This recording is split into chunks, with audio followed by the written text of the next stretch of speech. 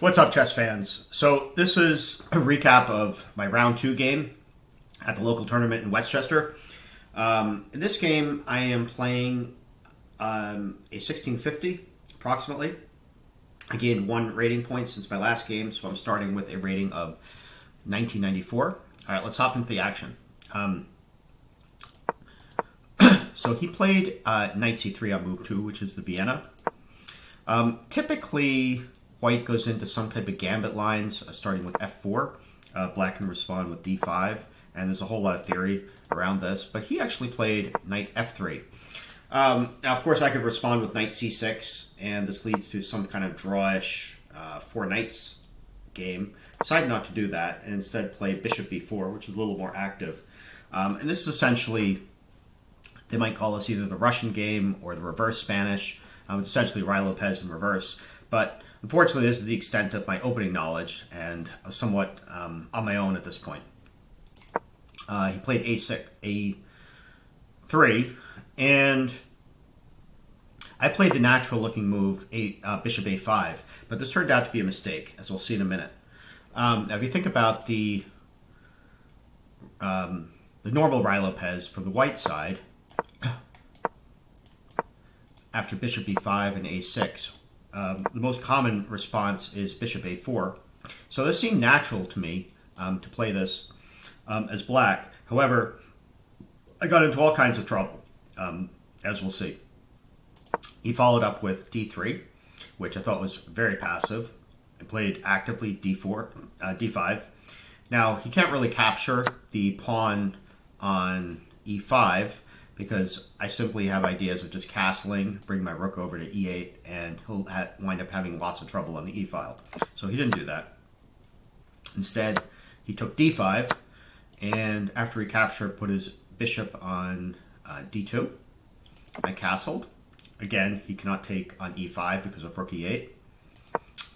He developed his last minor piece, and he castled. So now, with 3 out of 4 of my minor pieces developed, I was looking for a good spot for my light-squared bishop. So I cannot put it on d7, because then my knight will be undefended.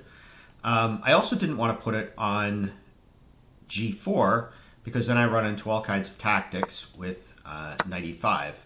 So from here, either I take the bishop, and he's able to defend his knight, or if I take back his knight, he's suddenly attacking my bishop twice.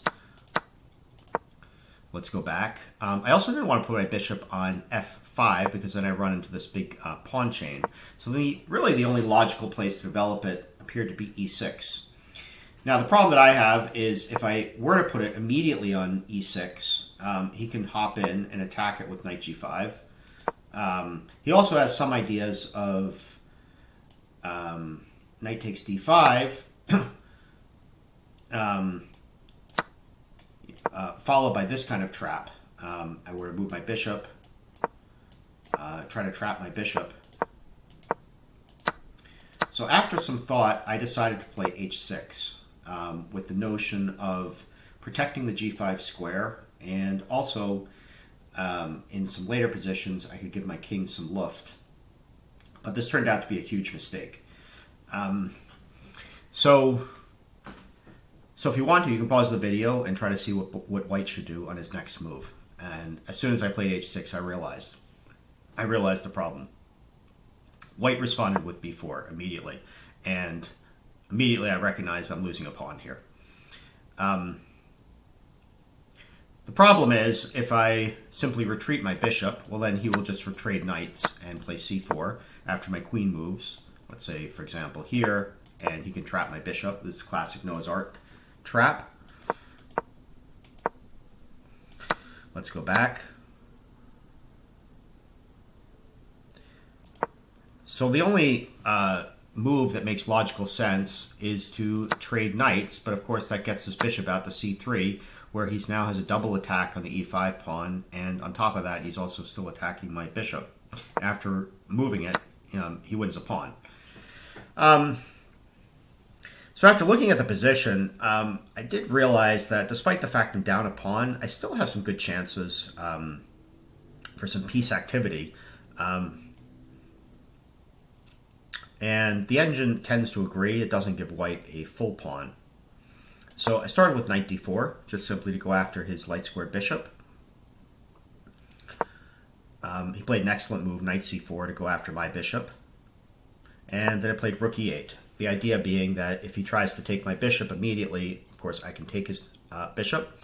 If he does play rook e1 to defend, I have a very interesting move here, rook e2, followed by bishop g4.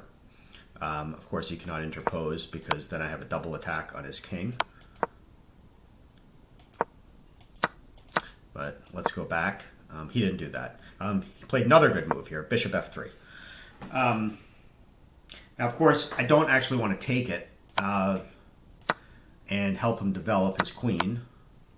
I decide on the move c6, which blocks his bishop from the g-pawn. And also, if he takes my bishop, I can recapture with the a-pawn, thereby opening up some activity for my queen-rook. And if he doesn't take my bishop, I simply plan to retreat it into c7. He did decide to take it.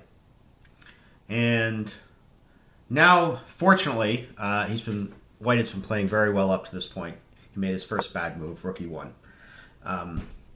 which I took pretty quickly. And the idea being that he cannot recapture with the queen because of knight c2. So he did take back with the bishop.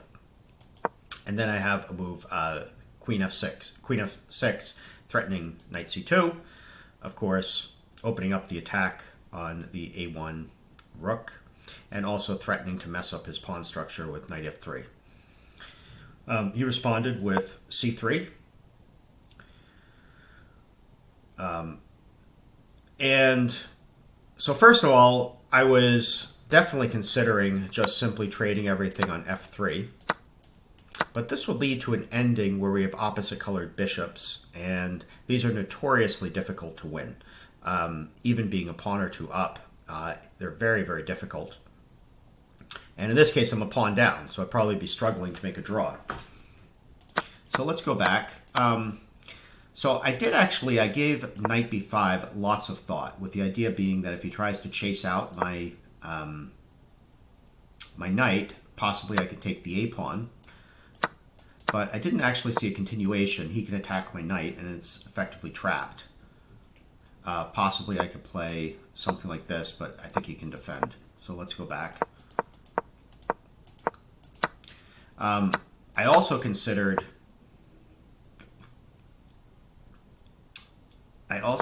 just simply retreating my knight, but that didn't seem good. He can pretty easily complete his development. So then, again, I started to look at knight f3, which is what I eventually played. And despite the fact I'm a pawn down, I did feel like my pieces are much better than his. In particular, I started with the move bishop f5. The only way to defend it is d4. And then I played a very key move, b5. Now, this is very unintuitive. Typically, in the when you have only a single bishop, you should be placing your pawns on the opposite color of your bishop. So I should be putting my pawns on the dark squares. However, in this case, this is necessary just to fix the c and the a pawns. He can never play a4. And over the next couple moves, I got my rook to the e file, the e2 square, and this, for the first time, I thought I was actually better here, and the engine does agree. It gives me about 0.3.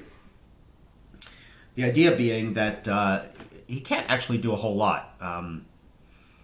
If he moves the bishop, let's say, to one of these squares, e3, then I can come over to the c file and win his pawn. Eventually, he just returned his bishop to e1. And now the plan is pretty clear. The goal is simply to walk my king up the board and try to harass some of his queenside pawns. So that's what happened over the next couple moves.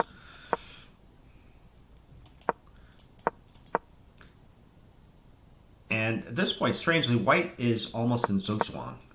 He cannot move any of his queenside pawns. If he ever pushes his a-pawn, of course, I can just take it. And he cannot recapture because his bishop's on pre. he can't move either the C or D pawn. If he moves his king, the F pawn will fall. He can't move his bishop. So the only thing he can really do is just move his rook back and forth on the first rank. And that's what he did. But that gave up the A file.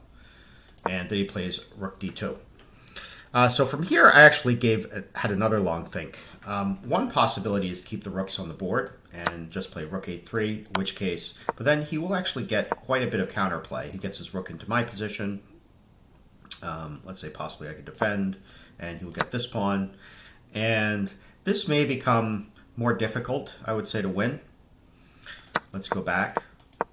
So after some thought, I decided just to simply take his rook and trade rooks, and then play king D3, with the notion that he cannot actually save his C pawn. If he retreats, I can win his bishop.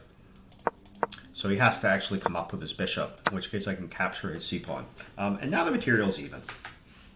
And he's going to have a lot of difficulty saving his A pawn as well. So I was able to win that. And now, once I had a 3-2 majority on the queen side, I could then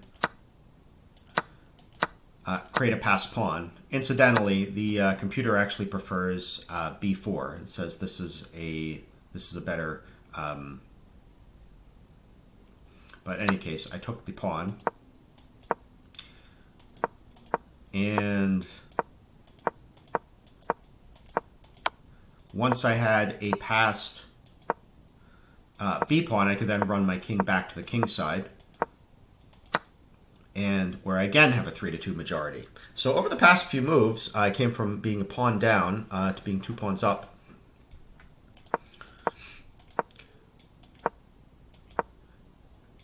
Alright, now it's important not to blunder here, and if I were to take his f pawn and trade pawns this way, this is simply a draw, because then he would plant his bishop directly on the g5 square, and I have no way to make progress. So I didn't do that.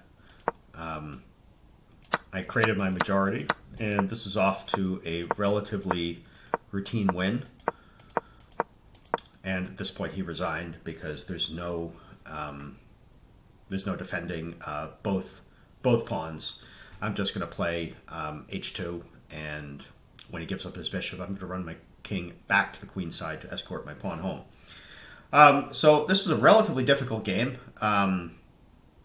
I was pretty lucky to win, but I was pretty happy with my play, especially to see, to realize that the ending might have been actually better for me despite being a pawn down. The computer gives me a accuracy of 83 versus 79 for my opponent, so neither of us played that well. I feel like I just squeaked in with a victory. So I'll be heading into the third round with 2 out of 2, and hope you're enjoying the recaps. We will see you all in the next video.